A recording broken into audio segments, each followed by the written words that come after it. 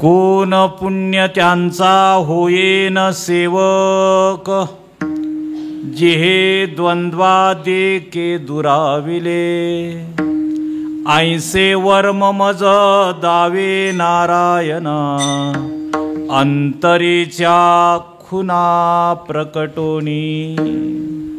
प्रस्तुत कीर्तन सेवेसाठी घेतलेला अभंग जगद्वंद्य जगद्गुरु संत सम्राट वैराग्य शिरोमणी तुकोबरायांचा असून प्रस्तुत अभंगातून महाराज साधू भेटीविषयी भगवंताकडे याचना करतायत, वर्म विचारतायत. कारण साधू भेट अत्यंत दुर्लभ आहे याची महाराजांना जाणीव आहे आणि त्यातूनच या ठिकाणी ही याचना महाराज करत असलेली पाहायला मिळत आहेत. तेव्हा यथामती आता सत्कीर सद्गुरु कृपेनं आपण थोडंसं या अभंगावर प्राप्त वेळेमध्ये चिंतन करायचं आहे. वास्तविक पाहता जर पाहिलं, मानवी जीवनामध्ये 3 गोष्टी दैव दुर्लभ योगानं प्राप्त होत असतात. त्या सहजासहजी प्राप्त होत नसतात म्हणे. आचार्य त्याचं चिंतन देत असताना ते म्हणतायत, दुर्लभम त्रयमेवेतत् देवानुग्रह हेतुकम, मनुष्यत्वम मुमुक्षुत्वम महापुरुष संश्रयः. आचार्य म्हणतायत, लोको जीवनामध्ये ह्या 3 गोष्टी अत्यंत दुर्लभ आहेत. त्या प्राप्त होण्यासाठी महत् भाग्य असावं लागतं. सहजासहजी त्या प्राप्त होत नाही आहेत. म्हणून त्यांना दुर्लभ हा शब्द प्रयोग करतायत आचार्य. दुर्लभम त्रयमेवेतत्. या 3 गोष्टी मानवी जीवनामध्ये अत्यंत दुर्लभ आहेत आणि त्या प्राप्त होण्यासाठी दुर्लभम त्रयमेवेतत् देवानुग्रह हेतुकम, भगवत कृपेनं त्या प्राप्त होत असतात. महत् भाग्यानं त्या प्राप्त होत असतात. सहजासहजी प्राप्त होत नाहीत म्हणतायत. आणि चढत्या क्रमानं त्या दुर्लभत्वाचं चिंतन आचार्य देत आहेत. पहिली गोष्ट दुर्लभ कोणती असेल? मनुष्यत्वम. हा जो मनुष्य देह आपणाला प्राप्त झालेला आहे तो अत्यंत दैव दुर्लभ योगानं प्राप्त झालेला आहे म्हणे. कारण तो सहजासहजी प्राप्त होत नाहीये. सापडला देह काकताले न्याये, न घडो तो उपाय घडो आला महाराज म्हणतायत. कारण नरदेह प्राप्त होण्यासाठी भागवतकारांनी खूप त्याचं सुंदर आणि सूक्ष्म असं चिंतन दिलं. तो सहजासहजी का प्राप्त होत नाही? कारण मनुष्य देह प्राप्त होण्यासाठी म्हणे त्या जीवाकडून ज्यावेळा समान पाप पुण्य घडतं त्यावेळाच म्हणे मनुष्य देहाला येणं घडतं. अधिक पाप असेल तर पश्वादिक योनीमध्ये जावं लागतं. अधिक पुण्य असेल तर स्वर्गाधिक दिव्य भोग भोगता येत आहेत. म्हणजे अधिक पुण्य स्वर्ग भोग, अधिक पाप पश्वादिक इतर या ठिकाणी ज्या पाप योनी आहेत त्या. आणि समान पाप पुण्य घडल्यानंतर म्हणे त्या जीवाला मनुष्य देहाला येणं घडतं. आणि हे समान पाप पुण्य घडणं अत्यंत दुर्लभ आहे. एखादा ग्रस्त म्हणेन, मला वारंवार मनुष्य देह प्राप्त व्हावा असं वाटतं आणि त्यासाठी शास्त्रानं सांगितलेले आहेत समान पाप पुण्य करा म्हणजे तो मनुष्य देह प्राप्त होईल. म्हणून त्यानं या ठिकाणी एक ठरवलं, काही नाही, आपण सकाळी उठल्यापासून झोपेपर्यंत अर्धा दिवस पुण्य करायचं आणि अर्धा दिवस पाप करायचं. समान पाप पुण्य केले की वारंवार मनुष्य देहाला येणं घडेल. पण पाप पुण्य करणं समान एवढी सोपी गोष्ट नाहीये. कर्मणो गहनो गती. कारण एखादं विहित कर्म करत असताना आपण ते करताना जर वर्म चुकलं तर पुण्य मिळण्याऐवजी पापच प्राप्त होतं. म्हणून काय काय वेळा करायला जातो पुण्य आणि घडतं पाप. काय काय वेळा करायला जातो पाप, घडतं पुण्य असे कर्माचे खूप विचित्र असे या ठिकाणी सिद्धांत आपल्याला पाहायला ते आमचे शास्त्री महाराज सांगायचे भागवतामध्ये. अलीकडं माणसं धावपळीचं जीवन जगतायत. मग मंदिराच्या दारावरून जात असताना आत मंदिरात यावं, भगवंताला या ठिकाणी नमस्कार करावा, नतमस्तक व्हावं, एवढा वेळ आहे कुणाला? म्हणून मंदिराच्या दारावरून जाता जाता ते एका हाताने असा नमस्कार करतात देवाला. आपणाला काय वाटतं? आपण देवाला नमस्कार केला, पुण्य प्राप्त झालं नाही. शास्त्र असं सांगतं, जर देवाला एका हातानं नमस्कार केला तर 1 वर्ष केलेलं पुण्य मातीत जातं, पुण्य तरी राहिलंच. म्हणून कर्माचा सूक्ष्म विचार आहे. त्यामुळे समान पाप पुण्य घडणं अशक्य प्राय आहे. म्हणून तो नरदेह दुर्लभ आहे. नरदेहाला दुर्लभ न सापडला देह काकत्ताले न्याय, न घडो तो उपाय घडो आला, असं महाराज म्हणतायत. साधू संत नरदेहाच्या दुर्लभत्वाचं चिंतन देत असताना याच भूमिकेतून या ठिकाणी देत असतात. आणि म्हणून पहिली दुर्लभ गोष्ट आचार्य सांगतायत मनुष्यत्वम. आता काय झालंय, तो मनुष्य देह आपणाला प्राप्त झाल्याच्या योगानं त्याचं दुर्लभत्वाची आपणाला जाणीवच होईनाशी झाली. एक व्यवहारात म्हण आहे पा, अतिपरीची आता अवज्ञा. तसं हा नरदेह आपणाला जो प्राप्त झालेला केवढा दैवदुर्लभ योगानं प्राप्त. काय महाराज तिथं शब्दप्रयोग वापरतायत, नरदेह निधान लादले हाती, उत्तम सार उत्तम गती, देवची हो म्हणते ते का चित्तीन धरावे. अरे निधान हा शब्द प्रयोग केला की हा नरदेह आपणाला प्राप्त झालेला आहे आणि जर आपण त्या नरदेहामध्ये प्रयत्न केले तर आपणाला देव बनता येतो. एवढं या नरदेहाचं काय आहे, अलौकिकत्व आहे. म्हणून नरदेह प्राप्त होणं, म्हणून साधू संत ज्या जाणीवा देत आहेत ना त्या अत्यंत महत्वाच्या आहेत. त्या जाणीवेचं या ठिकाणी ज्यावेळेला आपण चिंतन करतो, कारण तो दुर्लभ का आहे, दुसरे कारण मीमांसा सांगतायत, कारण तो पुन्हा पुन्हा मिळत नाही ना. मागुता हाची जन्म पावसी, हेतू न घडे रे सायासी, कारे बहिरा अंध होसी जाणूनिया. बाबा हा जो नरदेह जर एकदा गेला तर तो पुन्हा मिळत नाही. म्हणून तो दुर्लभ आहे बाबा. कारण शास्त्रानं आणखीन एक प्रक्रिया अशी सांगितली, पुन्हा मनुष्य देहाला यायचं असेल तर 84 लक्ष योनी फिरून पुन्हा यावं लागतं म्हणे.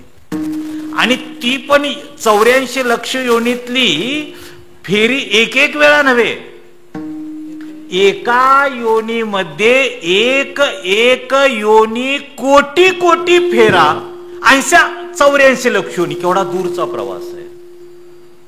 आणि म्हणून तो दुर्लभ आहे, पुन्हा पुन्हा मिळत नाही म्हणून तो दुर्लभ आहे म्हणतायत.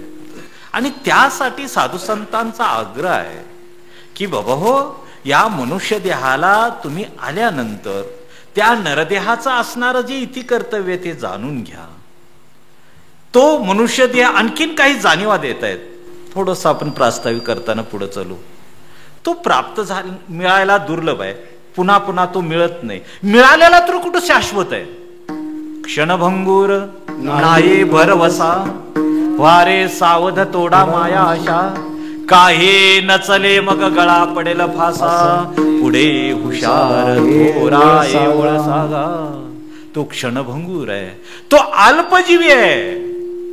तिथं सांप्रतच्या कलियुगामधली मनुष्य देहाची आयुर्मर्यादा ज्यावेळा शास्त्रानं निश्चित केली पाहायला मिळते की 100 वर्ष म्हणे कलियुगामध्ये मनुष्य देहाची आयुर्मर्यादा या ठिकाणी सांगितलंय. म्हणतायत ना, अल्प आयुष्य मानव देह, शतगणिले ते अर्धे रात्र खाय, मध्ये बालत्व पीडा रोग क्षय, काय भजनासे उरले ते पाहेगा. काय जाणीवा देत आहेत संत.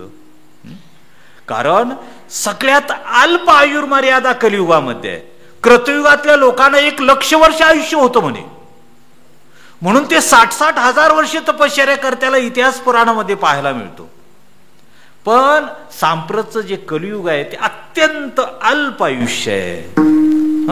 आणि त्यामुळं साधू संतांचं सांगणं आहे, बाबा हो, या मनुष्य देहाला आल्यानंतर तुम्ही या ठिकाणी काय करा, भगवतचा झडझडून वहिला निघ, ये भक्तीचे वाटेला, जे पावसी अव्यंग निजधाम माझे. या जाणीवा देत असताना साधू संतांचं आग्रहानं तुम्हा आम्हाला या ठिकाणी सारखं सांगणं असतं की बाबा इथं आल्यानंतर काय करा.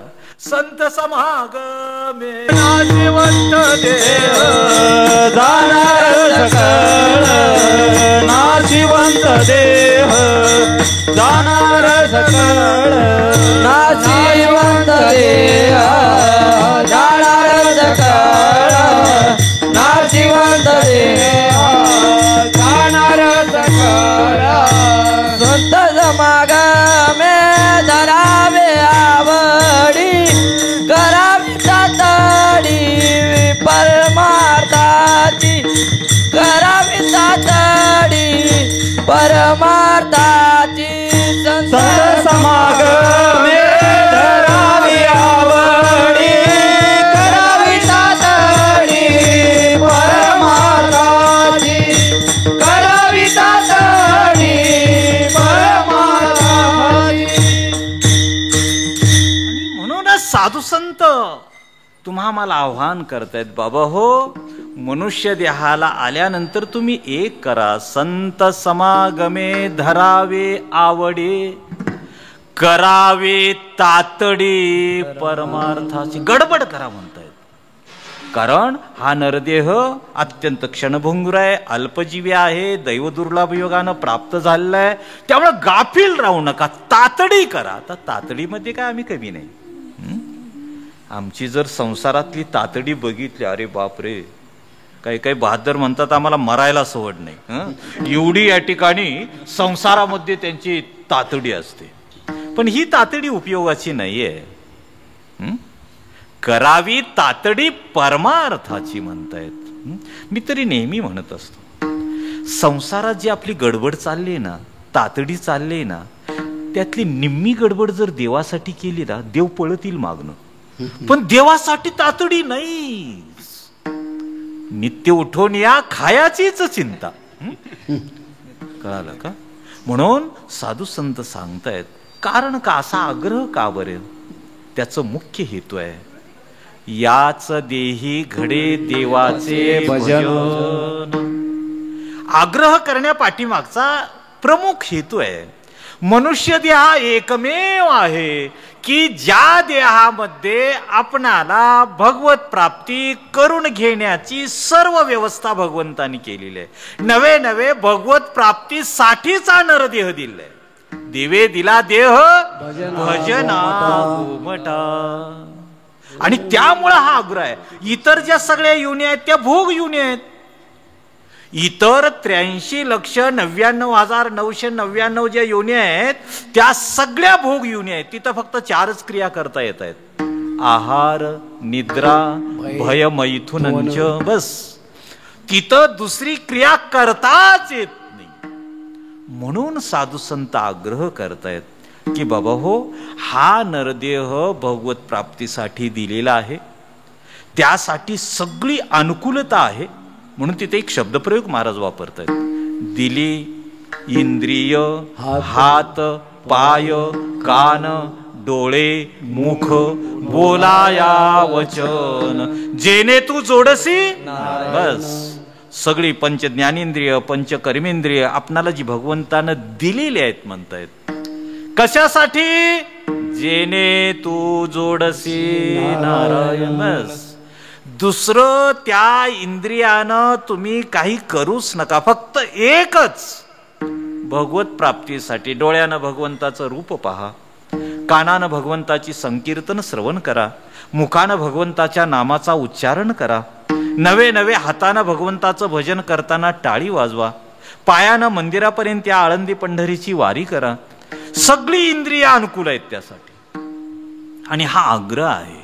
आणि म्हणून पण आता आपण जर पाहिलं, भगवान एके ठिकाणी अर्जुनाला गीता उपदेश करत असताना खंत व्यक्त करतायत. अर्जुना, या मनुष्य देहासारखा अव्यंग असा नरदेह दिलेला असताना, माझ्या भक्तीसाठी दिलेला असताना, ते काम राहिलं बाजूला आणि हे लोक इतरच उपद्व्याप करतायत रे. पाहे पा शरीराच्या गावा, जया लागी आले पांडवा, तो कार्यार्थ आघवा सांडोनिया. भगवान खंत व्यक्त करतायत तुमच्या आमच्याकडे पाहून. ज्यासाठी हा नरदेह दिलेला आहे ते काम राहिलं बाजूला आणि इतरच आपण विशेष सेवनामध्ये त्या नरदेहाचा विनियोग करतोय. केवढा अधपतन आहे. आणि म्हणून मनुष्य देहामध्ये आल्यानंतर भगवत भक्ती करणं हे आद्य कर्तव्य आहे. भक्ती जर करत नसेल आणि तो जीवन जगत नसेल, भगवान म्हणतात त्याच्या जगण्याला आग लागो असा शब्द प्रयोग केला. माझिया भक्तिवीन जळो ते जियाले पण, आगा पृथ्वीवरे पाषाण नसती काय. अर्जुना, माझी भक्ती न करता जर हे लोक जीवन जगत असतील तर त्यांच्या जगण्याला आग असा शब्द प्रयोग आहे. जळो ते जियाले पण, आग लागो त्यांच्या जगण्याला. त्यांचं जीवन कसं आहे? पाषाण होत आहे. जसं जमिनीवरची दगड जड असतात, तीही रामकृष्ण हरी म्हणत नाहीत आणि माणसंही म्हणत नाहीत. फरक काय आहे दोन्हीमध्ये? एकच, ती पृथ्वीवरची दगड एका ठिकाणी स्थिर असतात आणि ही दगड दोन पायानं चालत असतात. म्हणून इथं हा जो आग्रह आहे की मनुष्य देहाला आल्यानंतर भगवत प्राप्ती करून घेतली, मग असं काय एक पूर्वपक्ष निर्माण होतो. मनुष्य देह भगवत प्राप्तीसाठी दिलेला आहे, याच देहामध्ये भगवत भक्ती करत, मग सगळे लोक का करत नाही? त्याचं कारण म्हणून आचार्याने दुसरं दुर्लभत्व या ठिकाणी चिंतनाला दिलं. पहिलं दुर्लभत्व मनुष्य देह मिळणं आणि दुसरं दुर्लभत्व मुमुक्षुत्वम. मनुष्य देहाला आल्यानंतर भगवत भक्तीची इच्छा निर्माण होणं हे त्याही पेक्षा दुर्लभ मानलेलं आहे. कारण मनुष्य देहामध्ये आल्यानंतर भगवत भक्ती घडण्यासाठी महत् भाग्य लागतं. सगळी माणसं इकडं न येण्याला कारण आहे, कारण त्यांचं पुण्यच नसतं ना. कारण इकडे येण्यासाठी महत् पुण्याही लागते. आमचे ज्ञानवराय त्याचा कार्यकारण भाव सांगत असताना म्हणतायत ना, बहुता सुकृताची जोडे, बहुता सुकृताची जोडे, बहुता सुकृताची जोडे, बहुता सुकृताची जोडी, बहुता सुकृताची जोडी, बहुता सुकृताची जोडे, बहुता सुकृताची जोडी, बहुता सुकृताची जोडी. मनने विठ्ठले आवडे, मनने विठ्ठले आवडे, आवडे तो विठ्ठल परवा, तो विठ्ठल परवा. म्हणून विठ्ठली आवडी, म्हणून विठ्ठली आवडी, आवडी तो हा विठ्ठल बरवा, तो हा विठ्ठल बरवा.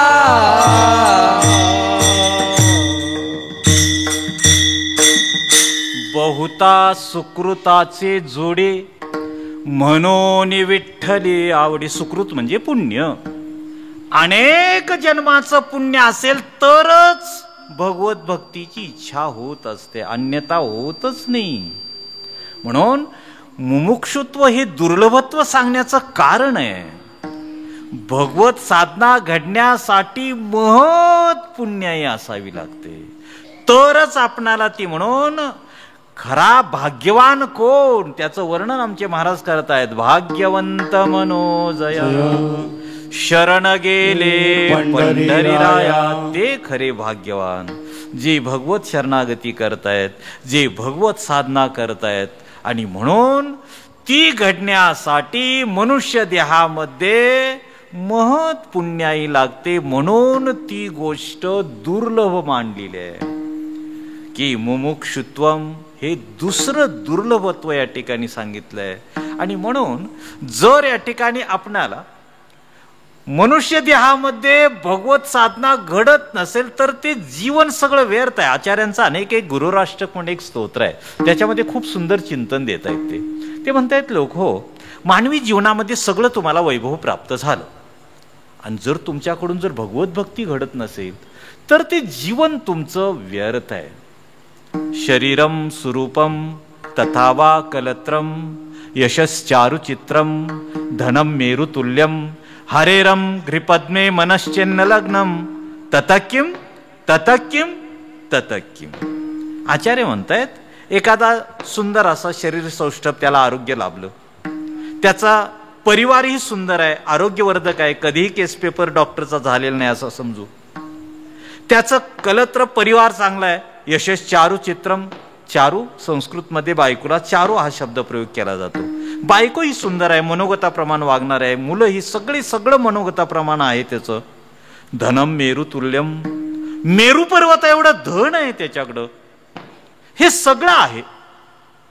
पण जर तो भगवत शरणागती करत नसेल, ततकिम ततकिम ततकिम, तर त्याचं जीवन व्यर्थ आहे म्हणतायत.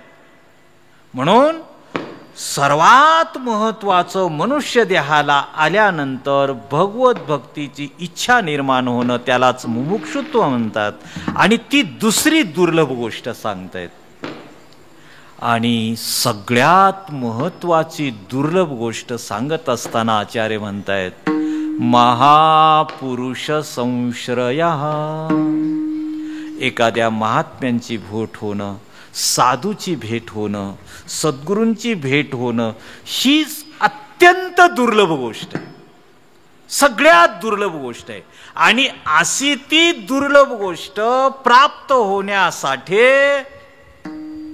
महाराज इथं भगवंताकडं याचना करतायत. भगवन, मला त्या साधूंची भेट हवी आहे, आणि ती साधूंची भेट होण्यासाठी मी कोणतं पुण्य करू, असा एक महाराजांचा इथं प्रश्न आहे. कोण पुण्य त्यांचा होयेन सेवक. काय आहे, मानवी जीवनामध्ये ज्या काय अनुकूल प्रतिकूल घटना घडतायत त्याला कारण या ठिकाणी शास्त्रकार सांगतायत. आपल्या जीवनामध्ये ज्या अनुकूल घटना घडतायत त्याला कारण पुण्य असतं, आणि प्रतिकूल घटना घडतायत त्याला कारण पाप असतं. पाप आणि पुण्य याचं संमिश्र या ठिकाणी काय असतं, जीवन असतं. एखादं या ठिकाणी आपल्या कडून जर पुण्य घडला असेल तर सुखाची प्राप्ती होते, अनुकूल असे भोग आपणाला प्राप्त होतात. आणि जर पाप घडला असेल तर प्रतिकूल असं या ठिकाणी भोग येतात, दुःख येतात. आमचे तुकोबराय सांगतायतच, जी मानवी जीवनामध्ये दुःख येतात, रोग येतात, त्याला कारण काय आहे. तुका म्हणे, पापे येती रोगाची या रूपे, की पाप ही रोगाच्या रूपाने आपल्या जीवनामध्ये येत असतात. कारण पूर्वजन्मी तसं पाप केलेलं असतं आपण. एखादी अनुकूल घटना घडते, त्याला कारण काय, पुण्य आपण केलेलं असतं म्हणून घडतं. म्हणून मानवी जीवन हे पाप पुण्याचं संमिश्र फल म्हणून सांगितलं जातं शास्त्रकारामध्ये. आणि त्याच्यामध्ये जर त्या पुण्याचा थोडासा आपण एक विभागवार चिंतन केलं. जर आपण ईश उपासना करताना सकाम बुद्धीनं केली तर ऐहिक आणि पारलौकिक भोग आपणाला प्राप्त होतात पुण्याच्या जोरावर. अशी काही बलवत्तर पुण्य असतात, ऐहिक आणि पारलौकिक भोग ते देऊन जात आहेत. पहा, पण ते पुण्य म्हणायला ज्ञानोबराय तयार नाहीत. ज्ञानोबराय म्हणतात लोक, हो, एखाद्यानं सकाम पुण्याई केली, यज्ञ यागादी कर्म केलं, त्या पुण्याच्या जोरावर तो स्वर्गातला इंद्र बनला. स्वर्गातला इंद्र बनला. पण त्या स्वर्गामध्ये घेऊन जाणाऱ्या पुण्याला मी पुण्य म्हणणार नाही बाबा. इथं म्हणतायत तेतम भुक्त्वा स्वर्गलोकम विशालम क्षीणे पुण्ये मर्त्यलोकम विशंती एवं त्रैधर्म मनुप्रपन्ना गतागतम काम कामा लभंते. तिथं ते जे पुण्य आहे ते पुण्य कसं अनित्य आहे हे या ठिकाणी ज्ञानवार सांगतायत. पुण्याची पावटी सरे सवेची इंद्रपणाची उठी उतरे येऊ लागते माघारे मृत्युलोका. म्हणून तिथं ज्ञानवर आहे त्याची विभागणी करत असताना अशा पुण्याला मी पुण्य म्हणायचं धाडस करत नाही. ते पुण्यरूप पापच आहे ते, पण आडनावाचं पुण्य आहे ते. पुण्यात्मके पापे स्वर्गा जाईजे. काय स्टेटमेंट केलं पहा. पुण्यात्मके पापे स्वर्गा जाईजे, पापात्मके पापे नरका जाईजे, आणि माते जे पाविजे ते शुद्ध पुण्य. बस. म्हणून इथं जे वर्म विचारतायत महाराज की असं पुण्य मला सांगा की ज्या पुण्याच्या योगानं मला साधू भेट होईल. कारण साधू भेट होण्यासाठी लागणारं जे पुण्य आहे ते सकाम पुण्य या ठिकाणी उपयोगाला येत नाही. निष्काम पुण्य जीवाकडून ज्यावेळा घडतं आणि त्या पुण्याचा ज्यावेळा संचय होतो त्या पुण्याच्या जोरावर साधू भेट होत असते. आणि म्हणून असं ते पुण्य मी कसं करायचं. कारण काय आहे, ते पुण्य करण्याचं एक वर्म आहे. आणि आपल्या खरोखरच वैदिक तत्वज्ञानाचं एवढं सुंदर या ठिकाणी सिद्धांत आहेत. गीताकार सांगतायत ना, बाबा कर्म करा, पण त्या कर्माच्या फलाची अपेक्षा करू नका. कर्मण्येवाधिकारस्ते मा फलेषु कदाचन मा कर्मफल हेतुर्भुर मा ते संगस्त्व कर्मणी. कर्माचा सिद्धांत असा सांगितला की कर्म तरी करायचं, पण त्या कर्माच्या योगानं पुण्यही निर्माण करायचं नाही आणि पापही निर्माण करायचं नाही.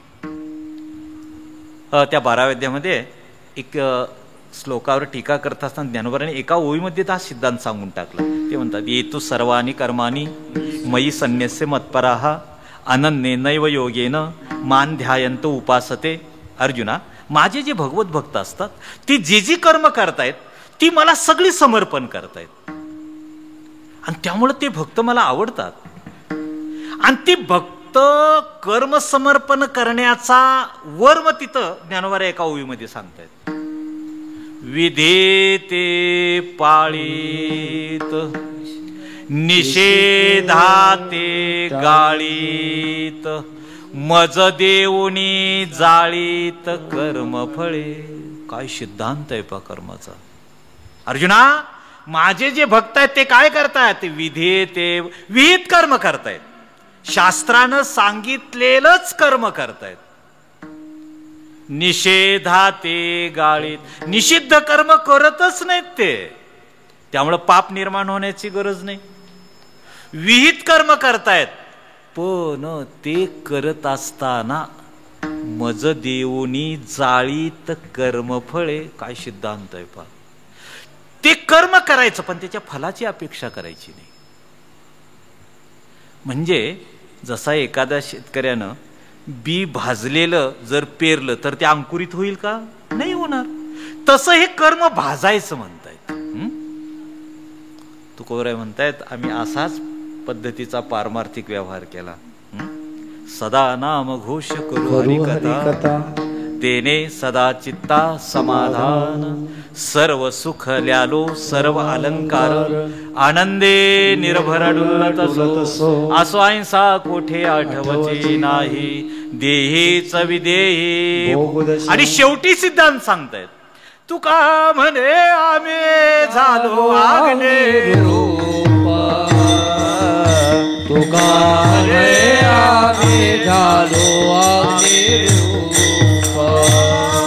तुका म्हणे आम्ही झालो अग्नी रूप, तुका म्हणे आम्ही झालो अग्नी रूप,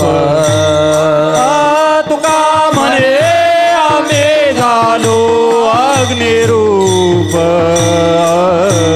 तुका म्हणे आम्ही झालो अग्निरूप,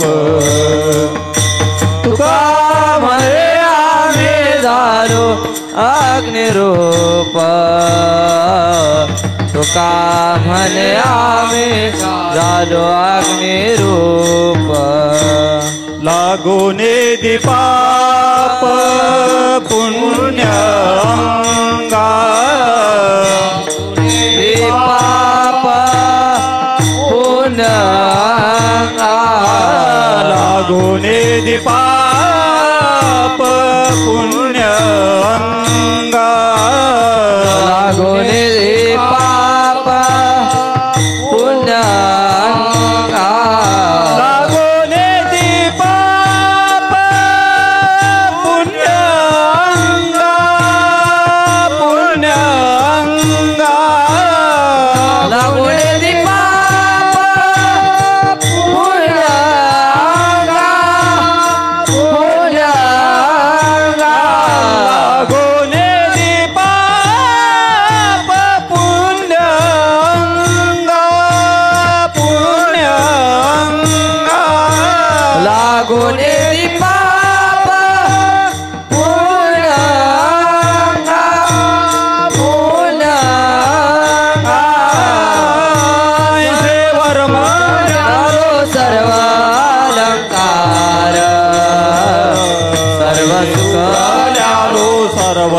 अलंकार, सर्व सुख ल्यालो सर्व अलंकार, सर्व सुख ल्यालो सर्व अलंकार, सर्व सुख ल्यालो सर्व अलंकार, सर्व सुख ल्यालो सर्व अलंकार, सर्व सुख ल्यालो सर्व अलंकार, सर्व सुख ल्यालो सर्व अलंकार, सर्व सुख ल्यालो सर्व अलंकार. महाराज म्हणताय तुका म्हणे आम्ही झालो अग्निरूप, लागो नेदी पाप पुण्यांगा, आम्ही पापही केलं नाही आणि पुण्यही केलं नाही झालं. कारण हे दोन्ही केलं तर ते भोगायला यावं लागतं ना. एका नाण्याच्या दोन बाजू आहेत, पाप आणि पुण्य. म्हणून नाही पा मग ते एक अशी गोष्ट आमचे महाराज सांगायचे. एक ग्रस्त होता आणि त्यानं बंगाली बायको केली. झालं विवाह झाल्यानंतर, आणि ती बायको बंगाली विद्या आत्मसात केलेली होती. एके दिवशी ती नवऱ्याला सहज म्हटली, का हो तुम्हाला मी घोडा करू म्हटली, आणि लगेच त्याला घोडा केलाही तिनं. अरे पुन्हा लगेच तिनं त्याला पुन्हा माणूस केला. पुन्हा ती त्याला जे तिला वाटेल ते करायची ती. आणि त्यामुळं तो बिचारा हातबल झाला होता. आता ही कधी कुत्र करते, कधी मांजर करते, कधी बैल करते, कधी घोडा करते. आणि त्यामुळं काय करायचं सचिंत होता. आता हिच्या तावडीतून कसं निष्ठायचं. मग आम्ही व्यावहारिक लोक साधू संतांचा वापर असल्या कामासाठीच करत असतो, नाहीतर ज्ञानेश्वरीची ओवी सांगा किंवा एखादा अभंग सांगा ह्यासाठी. एक महाराज आलते, त्यासनी म्हणले, महाराज असं असं झालंय आणि ती बायको खूप त्रास होत देते आणि तिच्यातून सुटण्यासाठी काहीतरी उपाय सांगा ना. तर ते साधुवृत्ती होते. ते म्हणले ठीक आहे, आपण तिच्यातून तुला सोडवण्याचा प्रयत्न करू, पण मी सांगेल तसं तू करायला पाहिजे. काय नाही म्हणले, तुझा दुसरं लग्न करावं लागेल तुला. अरे म्हटलं एक नाही, हे बघ सुटायचं आहे ना त्यातनं, तर हो. आणि पुन्हा महाराज म्हणले दुसरी बायको पण बंगालीच केली पाहिजे. हो म्हणले महाराज, एक केली आणि तुला सुटायचं आहे ना. हं बस ठीक आहे. मग ती दुसरी बायको बंगाली केली. हां तिला हे सगळी बंगाली विद्या येत होती. मग त्या दुसरीला सगळं प्लॅन सांगितला होता की ती थोरली जी बायको आहे ती त्रास देते, तिला बंगाली विद्या मग कधी पण काय पण करते मला, तेव्हा तिचा आम्हाला काटा काढायचा आहे. तेव्हा ती म्हटली काय नाही अवघड, मी तरवेज आहे म्हटली त्याच्यामध्ये. एक असं करा, आम्ही दोघी सवती भांडायला लागलो की तिने 2 पुड्या आपल्या नवऱ्याकडे दिल्या. ही पहिली पुडी आमच्या जर अंगावर टाकलीस तर ती काळी घार होईल आणि मी पांढरी घार होईल आणि आम्ही दोघी भांडू राहू. मग तू काय करायचंस, दांडकं घेऊनच बसायचं आणि त्या काळ्या घारीला मारून टाकायचे. झालं. मग दुसरी पुढे आहे ती माझ्या अंगावर टाकली की मी पुन्हा बाई होईल. म्हणले प्लॅन चांगला आहे. म्हणले बरं झालं हे. त्याप्रमाणे सगळं घडलं. त्यांची भांडणं झाली, त्यानं झाली, ती काळी झाली, पांढरी झाली. यानं त्या काळी घारीला मारलं आणि आता त्या पांढऱ्या घारीला तो पुडी टाकून बाई करायला लागल्यावर गुरुजी म्हणले थांब, गडबड करू नको. काली को भी काटो और पांढरी को भी काटो. म्हणजे जशी काळी बाधक आहे तशी, तसं जसं पाप बाधक आहे तसं पुण्यही बाधक आहे. म्हणून इथं असं पुण्य करायचं की जे पुण्य आपणाला साधू भेटीकडे घेऊन जाईल आणि ते पुन्हा भोगावं लागणार नाही. आणि त्याचं वर्म विचारताय तिथं महाराज. ऐसे वर्म कोण पुण्य त्यांचा होईन सेवक, जिहे द्वंद्वादिके दुराविले. ऐसे वर्म मज दावी नारायणा, अंतरेच्या खुना प्रकटोनी. त्या साधूंची भेट होणं अत्यंत या ठिकाणी दुर्लभ आहे आणि ती भेट होण्यासाठी पुण्यच लागतं. कोणतंही मानवी जीवनामध्ये आपणाला एखादं साधन साध्य करायचं असेल मग ते पुण्याखेरीज होतच नाही. व्यवहारातले ऐक आणि पारलौकिक भोग पुण्यानंच होतात.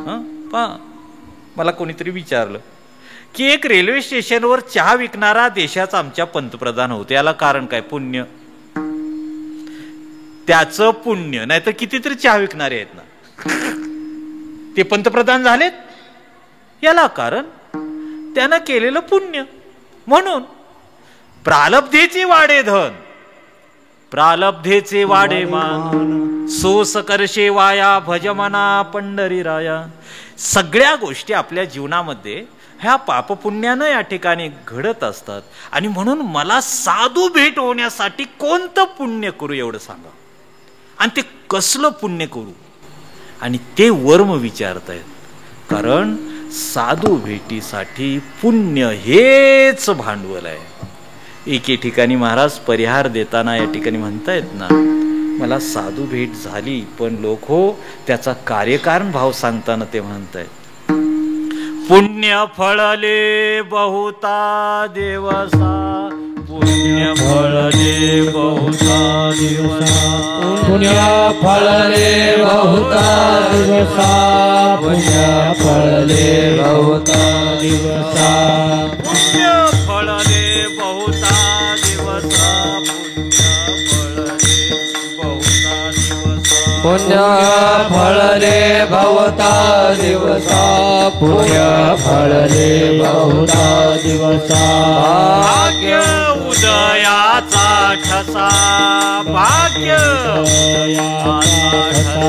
भाग्य उदयाचा ठसा भाग्य उदयाचा ठसा भाग्य उदयाचा ठसा भाग्य उदयाचा ठसा भाग्य उदयाचा ठसा भाग्य उदयाचा झालो सन्मुख तो कैसा झालो सन्मुख तो कैसा झालो सन्मुख तो कैसा झालो सन्मुख तो कैसा झालो सन्मुख तो कैसा झालो सन्मुख तो कैसा झालो सन्मुख तो कैसा झालो सन्मुख तो संत चरण पावलो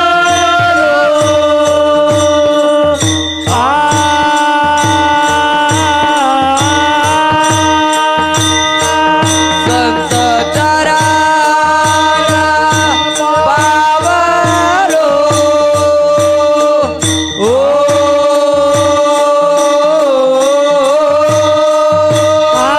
संत चरण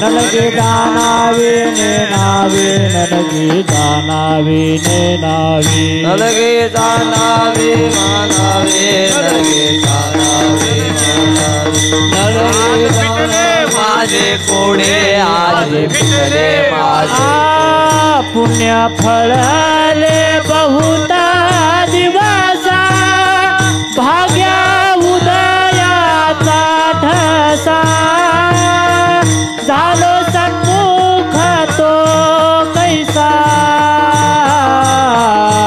संत चरण पावलो पुण्य फळे बहुता दिवसा भाग्य उदयाचा ठसा झालो सन्मुख तो कैसा संत चरण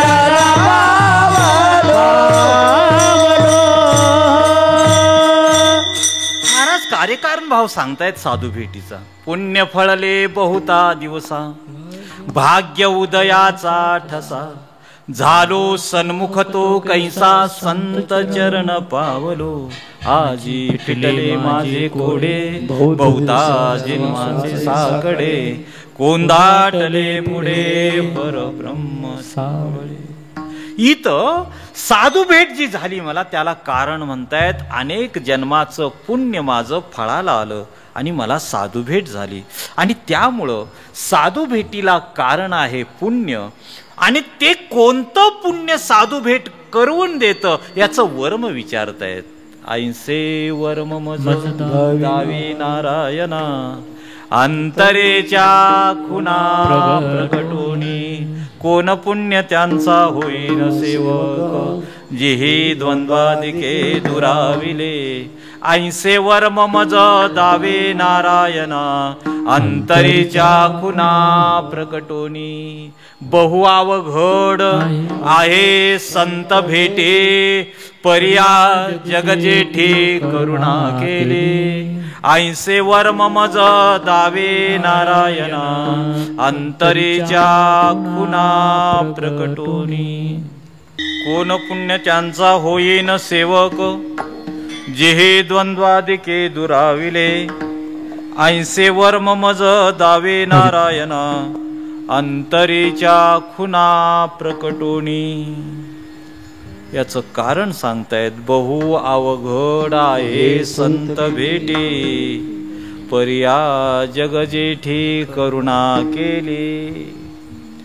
जगामध्ये सर्वात दुर्लभ, सर्वात अवघड जर कोणती गोष्ट असेल तर साधू भेट.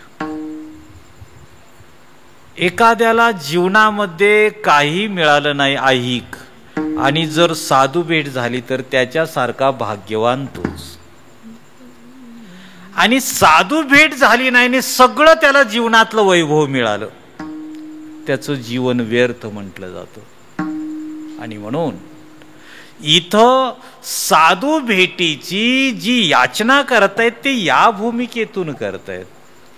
आणि सगळ्यात अवघड गोष्ट, बहु अवघड आहे संत भेटी, नाथरायांचा एक अभंग आहे. आणि नाथरायांनी त्याच्यामध्ये साधू भेट किती दुर्लभ आहे, किती अवघड आहे, याचं एक सुंदर या ठिकाणी वर्णन केलंय.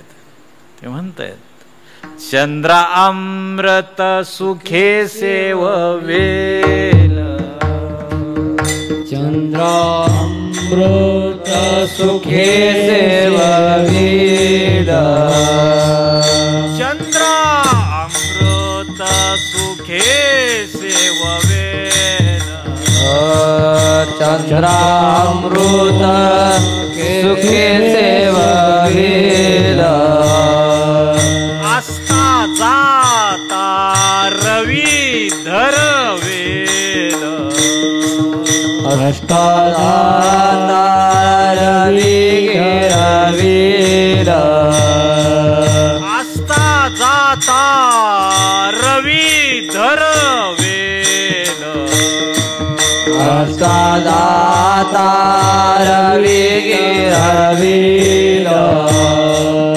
पाया सागर हेळा तरवेल, वाया सागर वेळा तरवेल, पाया सागर हेळा तरवेल, वाया सागर वेळा तरवेल, परी त्या साधूची भेटी न होईल गा, परी त्या साधूची भेट न होईल, परी त्या साधूचे भेटी न होईल गा, परी त्या साधूची भेट न होईल, ऐसे कैसी आली भेट दिले साधू, ऐसे कैसी आली भेट दिले साधू, ऐसे कैसे आले भेट दिले साधू, ऐसे कैसे भेट दिले साधू. दुर्लभत्वाची यादीच देत आहेत. नाथराय म्हणतात जगातल्या अशक्य गोष्टी शक्य होती. चंद्रा अमृत सुखे शेववेन, चंद्रामृत आपणाला सेवन करता येईल. आस्था जाता रवी धरवेल, मावळतीचा सूर्य थांबवता येईल. अथांग असणारा समुद्र बाहुबलानं तरुण जाता येईल. परी त्या साधूची भेटी न होय गा. म्हणून भूत भविष्य कळो येईल वर्तमान, या ठिकाणी अनेक अशक्य गोष्टी शक्य होतील, पण साधू भेट अवघड आहे. आणि म्हणून इथं याचना करतायत महाराज की भगवान तुमच्या कृपेखेरीज साधू भेट होणं शक्य नाही क. 3 स्तरावर थोडंसं चिंतन करताना एक स्टेटमेंट आपल्याला करता येतं. आपल्या जीवनामध्ये काही ज्या गोष्टी असतात त्या प्रयत्नानं आपण साध्य करतो. म्हणजे एखादा प्रयत्न करून ती गोष्ट साध्य करता येते. काही गोष्टी अशा असतात त्या सहज साध्य होतात प्रारब्धाने. काही गोष्टी प्रयत्नानं साध्य करतो, काही गोष्टी आपल्याला प्रारब्धानं साध्य होतात. पण जिथं प्रयत्न आणि प्रारब्ध कमी पडतं तिथं ईश्वरी या ठिकाणी असणारा जो सहकार्याचा भाग अत्यंत महत्वाचा आहे. म्हणून इथं भगवंताची जी याचना करतायत, म्हणून तिथं देव वसे चित्ती त्यांची घडावी संगती.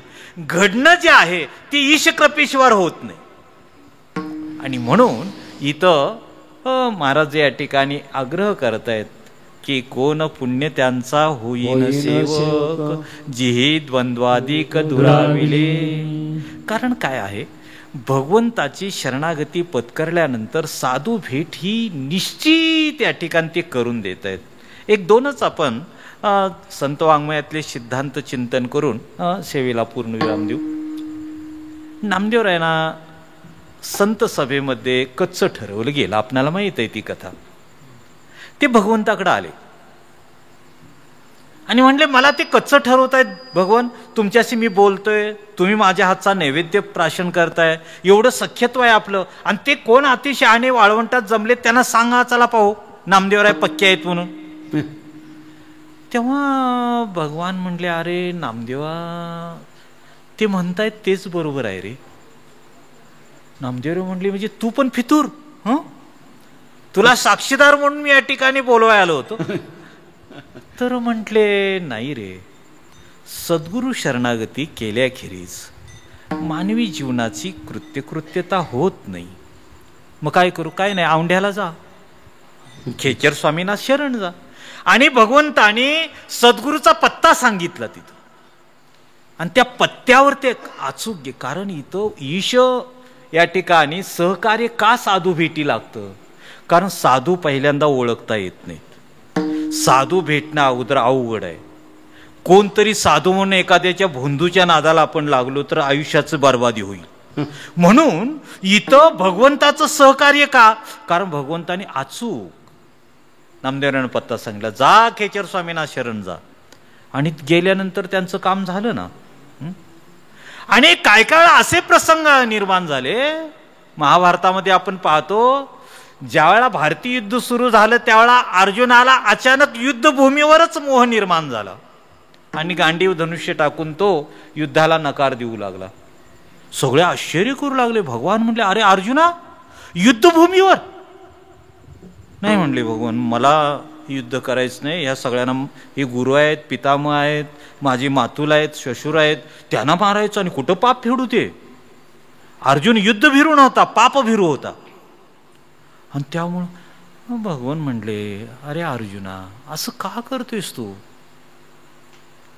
मग शेवटी अर्जुन हातबल झाला आणि अर्जुनाच्या मुखातून एक शब्द बाहेर पडतायत, कार्पण्य दोषो महत स्वभाव. हे भगवान, माझ्या बुद्धीला काजळी आली आहे आणि काय सारासार ती विचार करण्याला असमर्थ झाले. तेव्हा मी आता काय करतो? शिष्यस्ते अंशाधिमान पाम प्रपन्नम, मी तुमचा शिष्य बनतो, तुम्ही माझे गुरु व्हा पाहू.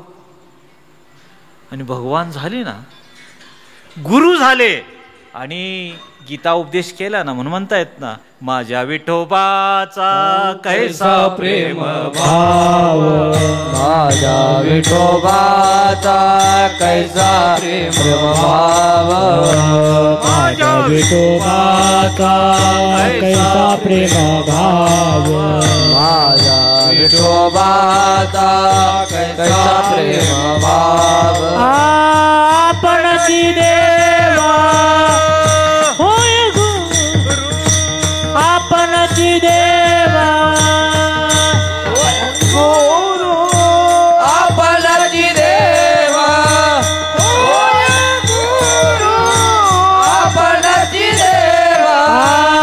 माझ्या विठोबाचा कैसा प्रेम भाव, आपणची देव होय गुरु, आपणची देव होय गुरु, आपणची देव होय गुरु. माझ्या विठोबाचा कैसा प्रेम भाव, आपणची देव होय गुरु, आपणची देव होय गुरु,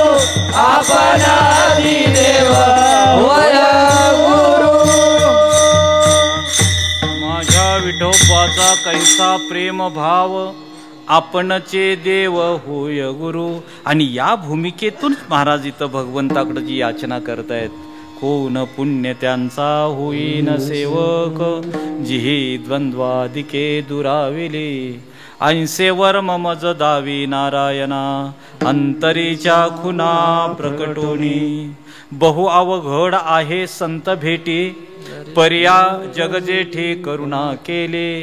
ऐंसेवर ममज दावे नारायणा, अंतरीच्या खुना प्रकटोनी. तुका म्हणे मग नये वृत्तेवरे, सुखाचे शेजारी पौलवेन.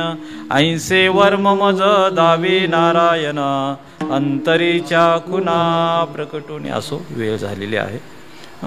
तेव्हा झाले वाक्पुष्प आमचे गुरुवर्य आबासाहेब, आमचे यादव महाराज, ज्ञानोबा तुकोबराव स्वामींच्या चरणी, तुम्हा सर्व श्रोत्यांच्या चरणी समर्पित करून, किंबहुना तुमचे केले धर्म कीर्तन हे सिद्धी नेले.